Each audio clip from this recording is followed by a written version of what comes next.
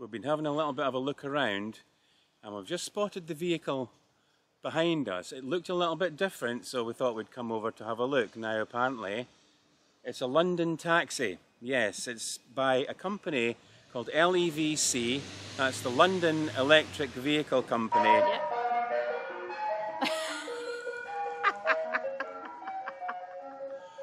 And they also make good ice cream vans. $11.99.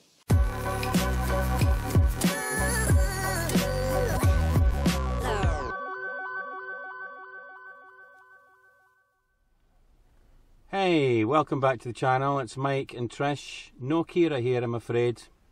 We've had to leave her at home because today we're going along to Wellhouse Leisure to get a habitation check on Maggie. Now, this is the campsite that we stayed at last night. It was Broad Close Farm in Silkstone. Silkstone, yeah. And we went out for our tea last night, didn't we? Yeah, we went to a place called the Fairway. Would not recommend it. No, definitely not. No. I mean, it was convenient because it was only a 3-minute drive down the road. And if you happen to have lots of children, there's a soft play area in there. So it's fine for that. But if you want a nice, quiet little meal... No. Food was not great, so no. No. So it's Habitation Check for Maggie.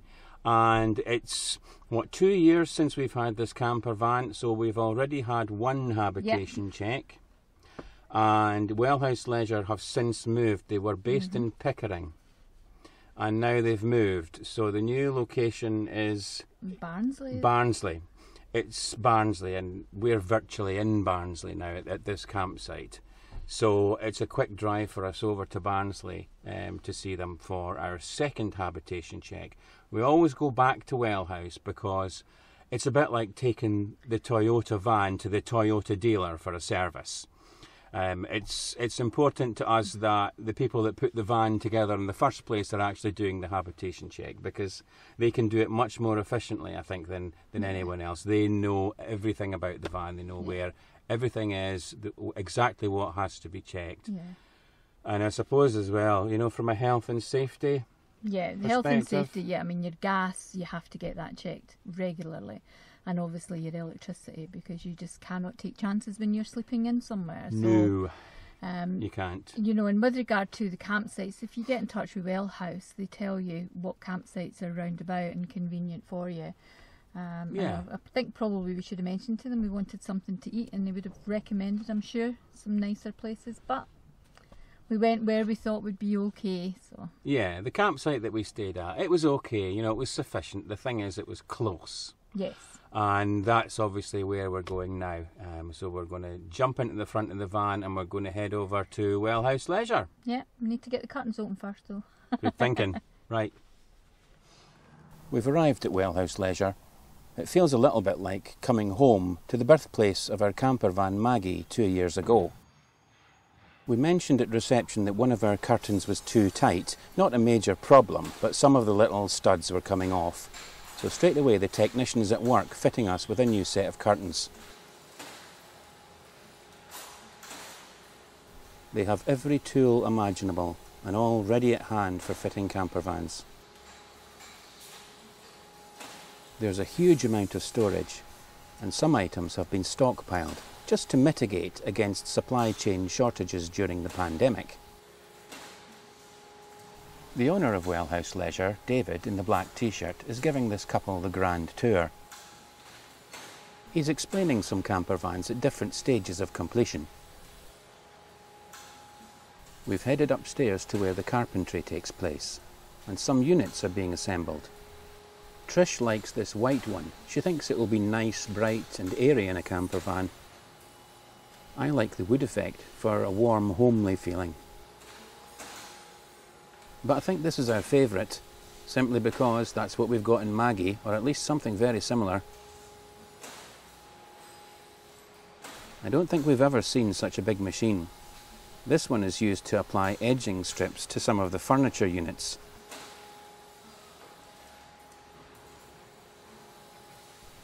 Some framing here is being put together. It's all been precision cut from templates.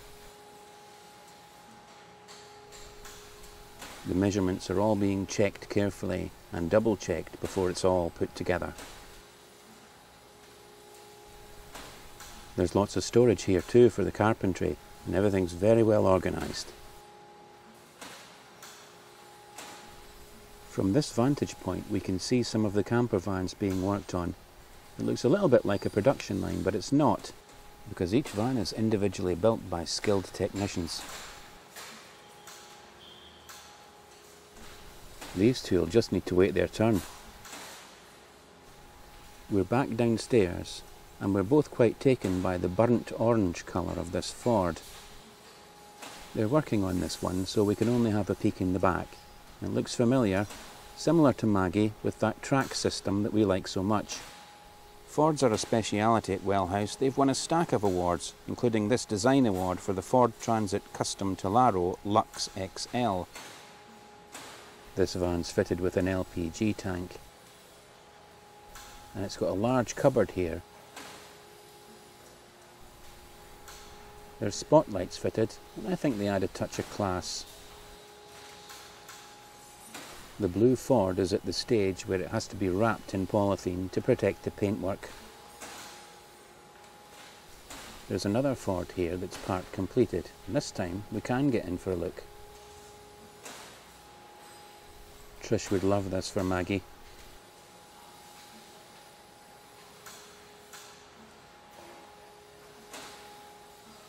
In the front cabin, the seats are still to be fitted. Nice dashboard, and I like the big screen. This will be the seating and the bed, and there's lots of storage in here. This is an unusual design for a camper van. The kitchen's at the back. There's the hob and sink, and round the other side, this looks like a seat, but it doubles up as a toilet. There's two glass covers here. First one on the left. There's two ring burners, as you would expect. And on the right, that's the little sink. Then at the back, this tamper door gives you access to quite a large storage area. Some cupboards at the top.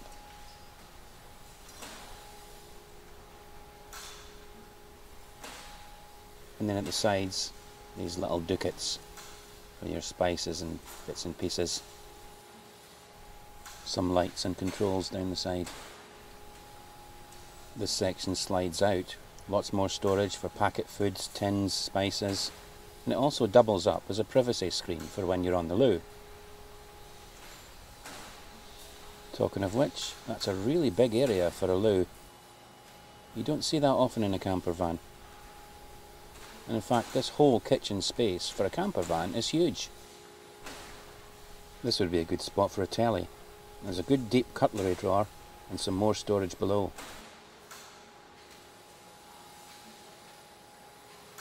Now here's one we definitely want to see. It's an updated version of Maggie, the Toyota Proace conversion.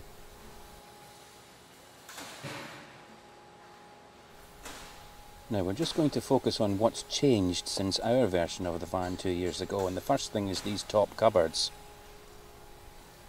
Trish really likes these.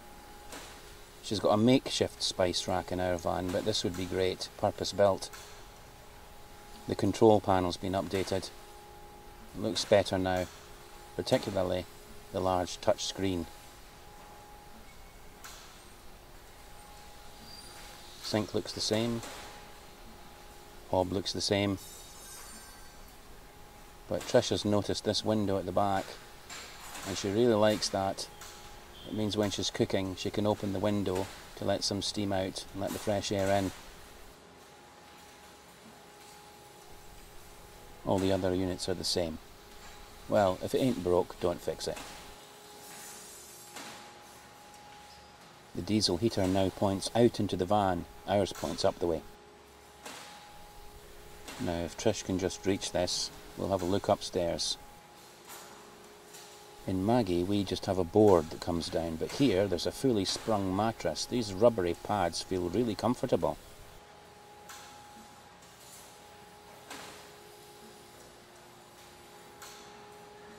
There's a curtain fitted behind the front seats for wild or stealth camping. We're out in the courtyard now and there's lots of vans parked up waiting their turn. Wellhouse do brand new van conversions, but they also do quality used van conversions. We've met two of our subscribers, Sylvia and Ivan, with their 3 dogs, Jasper, Jethro and Jones. And for a moment, I forget all about camper vans. We've been missing Kira, and I'm getting my doggy fix. We've been having a little bit of a look around, and we've just spotted the vehicle behind us. It looked a little bit different, so we thought we'd come over to have a look. Now apparently it's a London taxi. Yes, it's by a company called LEVC. That's the London Electric Vehicle Company. Yeah.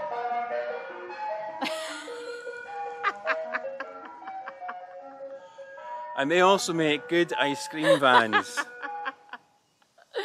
$11.99. Now we've been having a little bit of a look around and we've spotted this vehicle behind us. We thought that looks a little bit different, so we've come over to have a look. It's believe it or not, it's a London taxi that they're making into a camper van. What do you think about that? Amazing.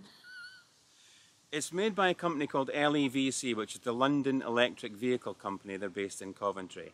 And it's a bit of a collaboration between themselves and Wellhouse Leisure to actually come up with this camper van. So, I can also mention that it's a plug-in electric hybrid. yeah, which in this day and age is, I think, the way to go. Yeah. So, we'll have a look inside. Yeah. Before we look inside, just to confirm that this is the prototype and it's still not finished. The units still have to come back out again and the windows will be bigger on the production model. This is the back of the vehicle now. Trish is just moving the seats forward to see how they work. Not long enough stretch. No, well, it's the same track system, is it? Yeah, Isn't it, that we've exact got same track system in our van? I'm just interested to see what's in this cupboard. Oh. It's a good deep cupboard, that, Yeah, isn't it? there's a battery there though. And what about these cupboards there? That's a good one. Very deep cupboards. And there's another one there, Yeah. and then on this side there's a tamper door cupboard here for additional storage. So there's no gas bottle being put in. No, I'm quite keen to have a look inside and have a look at the pop top too. We'll go inside? Yep. Oh, I need my wee step. Wow. So it's got the same track system as in Maggie, which is really good. Same kind of seat as Maggie, same bed system. The units, same kind of layout, although this wee cupboard, very dinky. We've got a big long cupboard. It's got the cupboards at the top, which we've not got, but I like putting stuff in. I'll just push the bed back.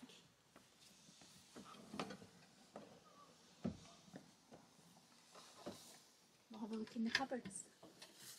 Oh yeah. So they're not as, they don't seem as deep as theirs, so I could be wrong.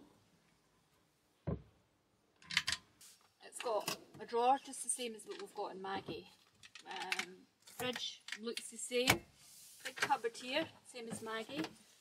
So there's a big battery in here, and I would imagine that's where you could put your porta potty.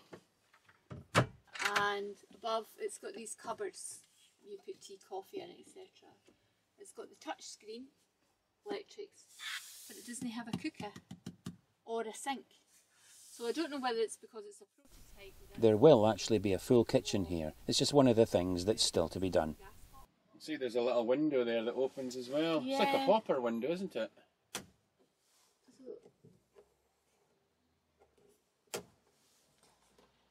So it's got latches on both sides and it's got one in the middle. Yeah, so it's plastic. It just flips open. Yeah. Flips open. But then, maybe what's better, I don't know. You've got a fly screen, right? And then if you take that up, you've got that, which is steady curtains. But the one thing I like about the height, and I'll show you that, is I can reach to fully unzip. Whereas in Maggie, I struggle on my tippy toes to reach the top. So it must be that the pop top of ours was a bit higher. And then you've got the pull down bed as well.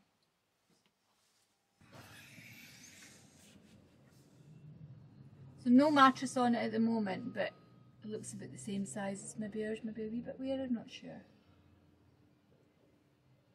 Yeah, I like it. Seats are like a bucket kind of shape, so it feels very comfortable in the seat. But it feels very different to driving our camper van. It doesn't feel like you're in a van. It feels like you're in a car. And have you seen this? The display here is absolutely huge. So there's a very, very large touch screen, I'm assuming. Yeah, it's touch screen display. It's automatic with a tiny little lever here that you can just move up and down. What else can I say about it? I've got a really good display of the dashboard right through the centre of the steering wheel. There's nothing obstructing my view at all. There's also a little space up here. I suppose you could get a few documents, maps and things in there. Really good sized sun visor. And it looks like it's got a little mirror in there. The van is an electric plug-in hybrid. That means you can decide when you run it on electricity and when you let the motor run the van. And apparently it only takes about an hour on a fast charge to charge the battery, and you can do up to 60 miles. Which actually isn't too bad when you combine that with running on fuel. I think it sounds like quite a good economical option. Wellhouse have been given this all-electric Toyota Proace on loan from Toyota to check out if this would be suitable for conversion into a camper van. It's very quiet. It's weird. Very, very smooth. And you almost can't hear the engine at all, Nope. can you? Nope. It's just like a gentle whir, rather than a rum that you get out of an engine. Yeah. Of course, we're used to driving a hybrid. We've got a little car back at home. But this vehicle is entirely electric. So Toyota have lent this over to Wellhouse just to let them have a little go and have a look round and see if this is an option really to make a camper van out of. And I think it is really. That seems to be the way that camper vans are going to go. Eventually, yeah. All camper vans will be electric. And I know David was saying, I asked him about the conversion weight in this van, how it would perform. So what he's done is he's put weights in to compensate for the weight of a conversion, you know, the wood, etc. So he's put them in to see how it would perform with that. Right, so it's simulating a camper van conversion. Yeah. What's that annoying beep? It's the seatbelt, so I think he's maybe got a weight on the seatbelt. So we need to plug the seatbelt in. Right, okay.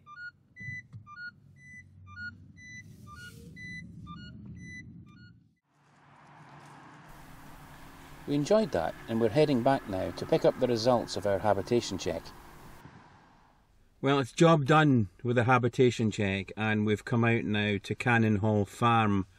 We've just come out for a little bit of lunch. It's only about 10 minutes away from Wellhouse Leisure, and this is actually where they film 5 on a Farm, if you've ever seen that on Channel 5. Anyway, we've had our lunch, and we've just been having a little look through the habitation check list that they gave us. Yeah, it's quite extensive actually. Things that they check out are getting his glasses on. So they check out the gas installation, they look at the regulator performance, carry out a leak test, check the condition of the hose, pipework, really intensive check of that. The electric system, obviously, a 12 volt. They have to check the condition of the battery, the wiring, because the front seat moves and things like that.